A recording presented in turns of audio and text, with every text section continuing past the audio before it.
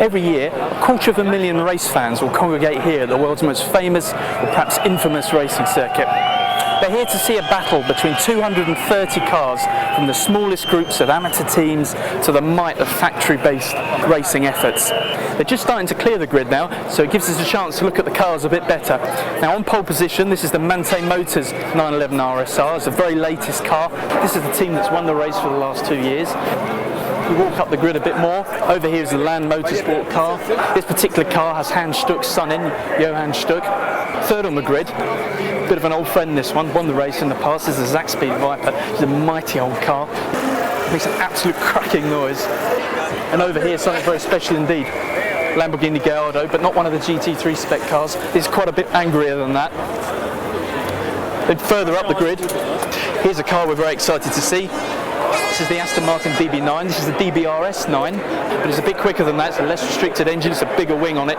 You'd have to say it's a contender. Whether it will have the reliability with the speed to match the very best of the Porsche as well, we'll know in just over 24 hours time. Walking back further up the grid, another RSR. Really is a weapon of choice. And another one. There's a Z4 there, but obviously not like the Z4 you can buy.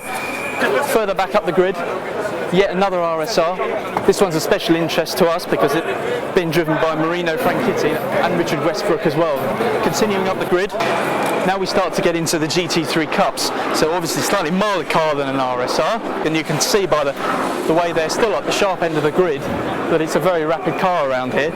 Well, we've had all these Porsches, but here's something a little bit different. This is a Gumpert Apollo. It's not just any old Gumpert Apollo, if there's such a thing. It's actually a hybrid Gumpert Apollo. It also has a certain Heinz Harald Frentzen on the driver lineup. Going back from there, we've got the quickest of the 350Zs in the famous Falcon colours. Then we come to something really, really exciting indeed, and something I have been looking forward to seeing so much. Can you guess what this is? How about that? The new Lexus LFA. Of course, here it is in its matte black paint scheme. Look at these exhausts. You've got to hand it to the engineers. It's fantastic that they've turned out. The car looks fantastic. It sounds fantastic as well. More GT3s, broken up by a rather mean-looking 350Z. It's something you don't see very often. That's a Carlson-tuned SLK. And here we go, it's the first of the Aston V8s in the race. And look at this, you've got to have a look at this. When have you seen one of these before? Audi RS4 in a racing form. Look at the front on it. Also, you should hear it as well. It makes the most amazing bellowing noise.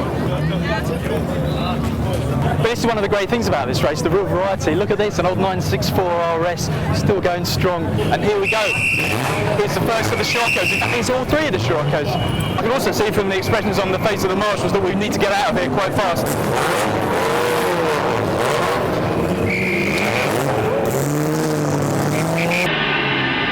So the race gets underway, and there's the immediate shock of the pole-sitting Manthey Porsche spewing steam and fluid all over the circuit.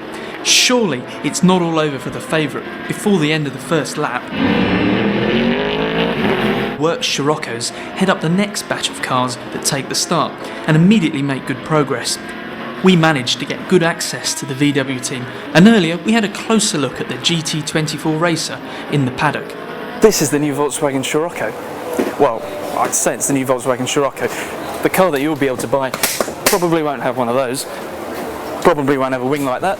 Certainly won't have a diffuser like that. And I don't think that's going to be in the accessories catalogue. There's something else I want to show you, and it really does demonstrate how serious VW is in this race. How about this for a driver lineup? Rally legend Carlos Sainz, and 3 times winner of this race, racing legend Hans Stuck.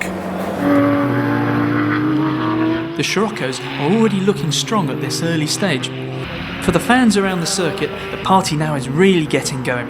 We get down to the Hatzenbach section, where many have already set up their tents. Of course, just bringing a tent is only the start of it. If you're really organised, you will have brought a sofa, and maybe with some handy scaffolding lying around, you'll make your own watchtower.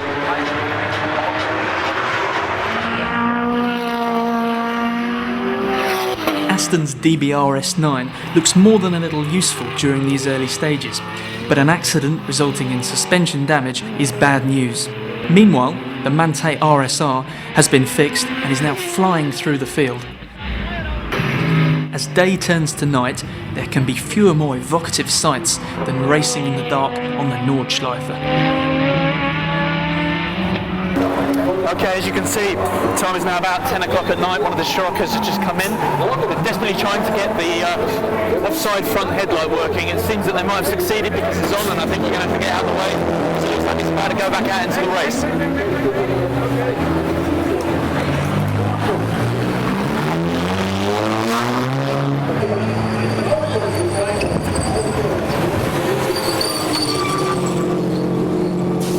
To the pits, here comes the DBRS 9, and this doesn't look too good because it looks as if they're going to push it backwards into the garage, which is a great shape. This car has had some really impressive pace so far in this race, but it's also had some bad luck, and it looks like it might be about to have some more. This doesn't look too good.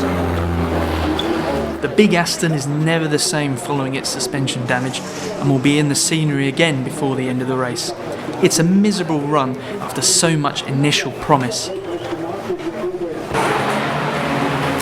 Well, it's just gone 3 a.m, so just after half distance. Quite a few of the Volkswagen mechanics are enjoying some well-earned rest, and to be honest, we're beginning to feel like we could do with the same. The best placed Scirocco is currently running in 13th, which is remarkable considering the machinery that's running ahead of it. But what's really livened things up is we've just had a quite heavy shower of rain here. It's stopped raining now, as you can see from the surface here. It's very wet. It's probably raining somewhere else on the circuit, as is normally the way here. So there's a lot more action in the pits again. People coming in, obviously changing to wet tyres.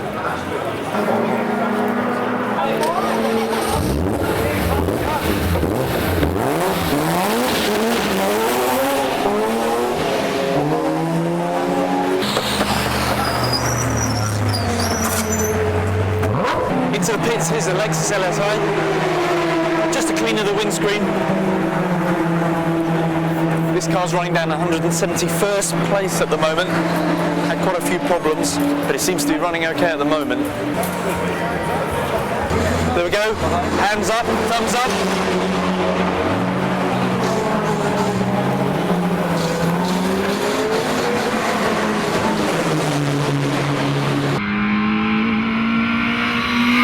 As dawn breaks, it's clear the nightmare of a wet race hasn't materialised. Time to get back to the pits and catch up with Carlos. Tell me, how is it going so far? Are you enjoying the race? Absolutely, it's really a very exciting weekend. We have a nice car to drive, car is working very well. Unfortunately yesterday we lost a little bit of time with the puncture, but today the rest has been perfect, no problems. How did you prepare for this race, building up to it? We did not drive the car before, but we were very lucky that the car is easy to drive, and we were here in the 4-hour race just to know a little bit more the circuit. Do you think you'll return here and have another go? I don't know. Probably if I have an opportunity and a good car and a good chance, why not? Okay, great. Thank you very much. Thank you. After 24 gruelling hours, it's the final seconds of the race.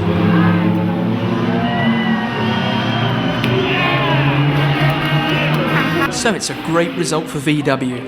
11th, 15th and 32nd with a class victory. Well, there's jubilant scenes here behind me in the VW pit, and with good reason. They've annihilated the rest of the comparable opposition, and they've proved quick enough to mix it with the really big cars in this race.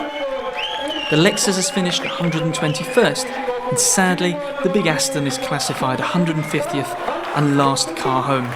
It's been another amazing race. It's been a fantastic event for Mante Motors. They've scored a 1-2, another victory this year. It's been a crushing win for Porsche with the top 3 places, and of course it's been a great event for Volkswagen. Just look at the epic race grime and dirt on the front of that. That's what you get for 24 hours of gruelling racing. And what a great way to launch a new sport coupe. Who wouldn't bet on seeing those cars here next year? And hopefully we'll be here as well.